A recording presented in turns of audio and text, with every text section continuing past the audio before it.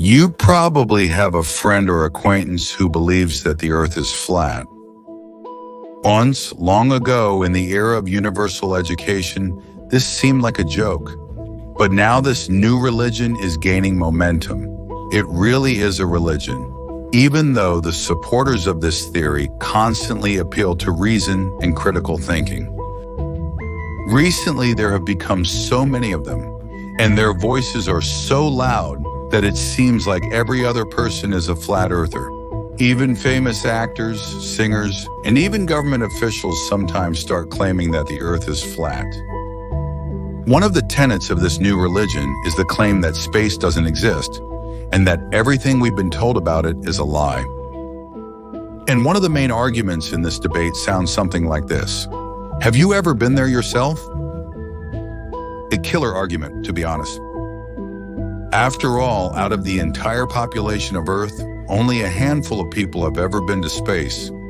Well, maybe a few dozen, a couple hundred at best. Out of 8 billion. So yes, the argument is really strong and practically unbeatable. Really, if you follow that logic, then Antarctica doesn't exist. Nor does Easter Island, and even some place like Paris doesn't exist either, since I've never been there. Well, something like that. After all, you can go to Paris, but you can't go to space. So how can you tell if it really exists? It would seem, what's the big deal? This is covered back in school in the 4th grade. That's true, but lately even adults have started saying that space doesn't exist and the Earth is flat. Personally, I hear this every day, more than once. Once I couldn't take it anymore and decided to conduct an anonymous poll on this topic in my Telegram channel. More than 1,500 people voted. And suddenly it turned out that in fact only 4% truly believe in this. And this in general is actually a good result, but it also turned out that more than 25% have doubts. That is, adults who have finished school and lived quite a long life have doubts. This means that either the arguments they heard in school didn't convince them, which generally speaking isn't surprising in our society, or on the contrary, the arguments of those 4% seem too convincing. But really, what kind of space are we talking about? Have you been there? No. So that means they're deceiving you, and you're just so gullible, your ears are hanging down. Photos from space. Yeah, it's just Photoshop, Wikipedia, written lies. They've been lying to you since childhood, and you're just sitting there with noodles on your head, believing it. These are killer arguments.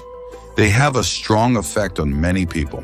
That's why I have no choice but to try to find out if it's possible to learn about space without listening to the internet, watching television, or even going to school. To be fair, let's assume we don't have the internet. It simply hasn't been invented yet. And actually, we're somewhere in the 16th century or maybe even earlier. Moreover, we live somewhere in the jungle and hunt wild antelopes with a spear. Of course, I'm exaggerating a bit, but even with such initial conditions, it's quite possible to prove the existence of space. It's another matter that, in this case, you simply don't need to do it. There are problems more important than antelopes, jaguars, wild lions, and that's all. But if you still have some free time, you can devote it to various interesting studies. For example, you can make sure that air, yes, ordinary air, the one we breathe and that surrounds us everywhere, is surprisingly a gas.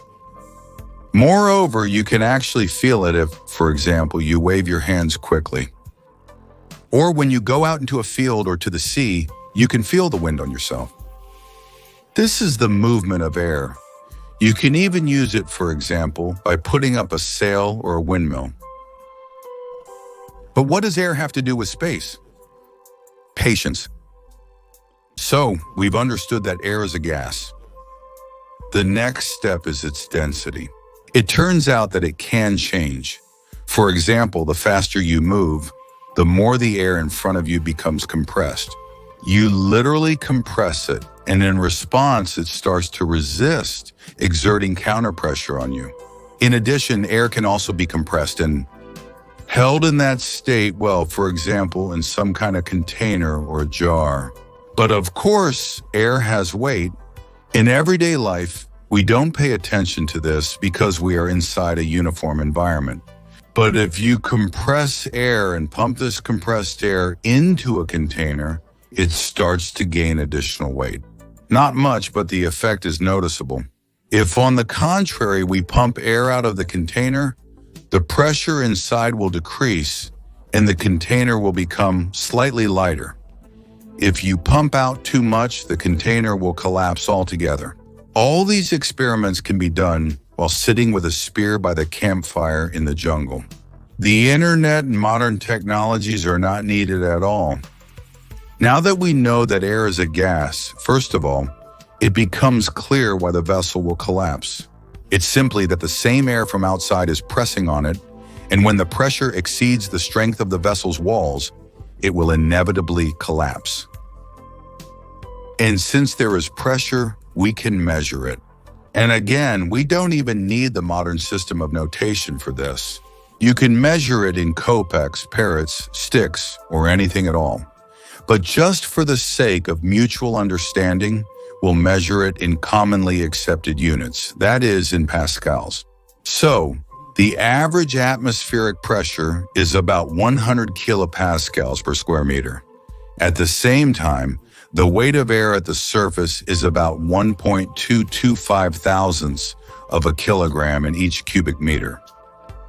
Next, through some simple reasoning, we come to the conclusion that a pressure of 100 kilopascals per square meter tells us that the amount of air above our heads, which creates this very pressure, suddenly is limited, finite. So in fact, we can easily calculate the weight of the air above our heads. And it doesn't matter what result we get, because whatever it is limited. And that means beyond that is emptiness, or more precisely, the absence of air or any other gas. It doesn't matter which one. There is space. That's all the simple math there is. We are convinced that space exists because logic and common sense tell us so.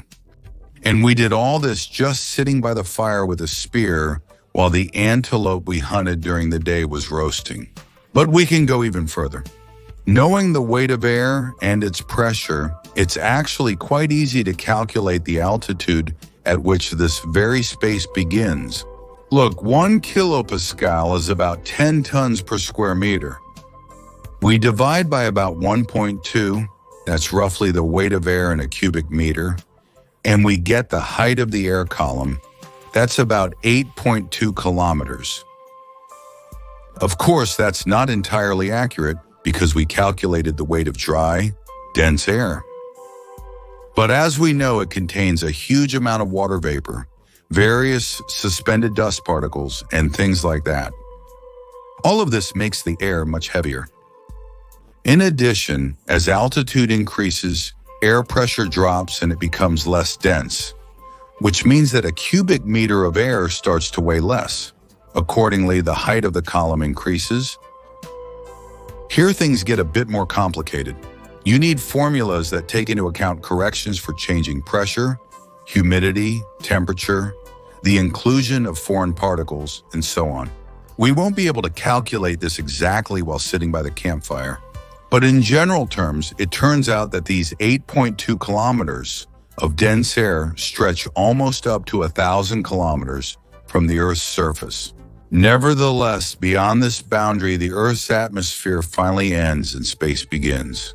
And yes, this also means that the International Space Station, Elon Musk's satellites, and a huge number of other satellites are actually not in space, but still in the Earth's atmosphere, despite being extremely rarefied.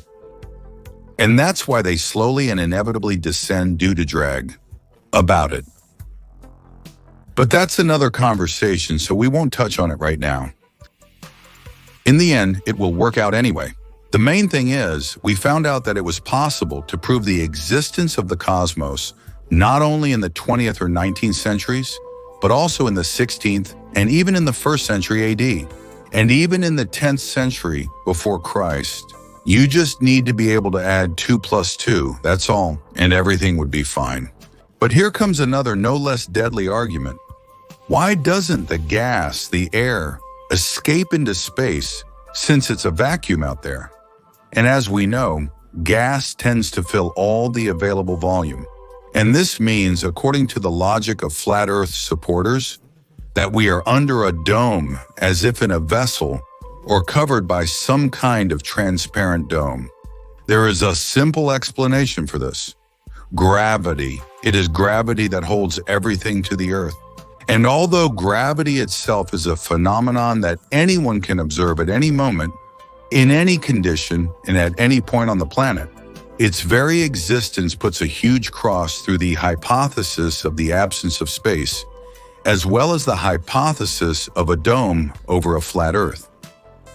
That's exactly why flat Earth supporters simply don't hear about gravity, deny its existence. That is, they deny an obvious phenomenon and they simply don't hear any arguments. But that's already a matter for a psychiatrist. Although there is another obvious argument against the existence of the dome, we have just calculated it together. Look, if the dome maintains the same atmospheric pressure and doesn't let the atmosphere escape into space, then it must be at a height of 8.2 kilometers. This is what simple arithmetic tells us, but we found this out 5 minutes ago. It's just that if it's higher, the pressure at the surface should be greater because of the larger amount of air. Meanwhile, commercial airplanes fly at an altitude of 10 to 11 kilometers. That means every passenger on every plane should see this dome and break through it when flying higher. If you haven't seen it at that altitude, then it doesn't exist. As you've already understood, I didn't make this video for 70% of my audience. They already know that space exists, and they don't need anything proven to them. And not for the 4% who believe in the flat Earth. They also don't need anything proven to them. They are followers of their own religion of denial, and I absolutely do not want to offend the feelings of these believers. This video is a little reminder for the remaining ones, those very 26% who suddenly, under the pressure of the missionaries of the new religion, started to have doubts. And if you like this format of reminder podcasts, show it with your like, dislike, or comment. That's all for now. See you at the Unified State Exam retake.